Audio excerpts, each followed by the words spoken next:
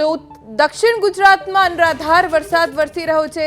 નવસારીમાં પણ સાર્વત્રિક ધોધમાર વરસાદ પડી રહ્યો છે, જેના કારણે નવસારી જિલ્લાના કેટલાય વિસ્તારોમાં પાણી ભરાઈ ગયા છે। દક્ષિણ ગુજરાતમાં ભારે વરસાદથી નદીઓના જળસ્તરમાં પણ વધારો થયો। પૂર્ણા, અંબિકા અને કાવેરી નદીમાં પાણીની આવકમાં સતત વધારો થઈ રહ્યો છે। ઉપરવાસમાં પણ વરસાદના કારણે નદીઓ બે કાંઠે વહી રહી છે, ત્યારે પૂર્ણા નદી હાલ 18 ફૂટની નજીક પહોંચી ગઈ છે। તેની ભયજનક સપાટી 23 ફૂટ છે। એટલું જ નહીં, સતત વરસતા વરસાદના કારણે નદીઓના જળસ્તરમાં વધારો થતા પ્રશાસન પણ નજર રાખી રહ્યું છે।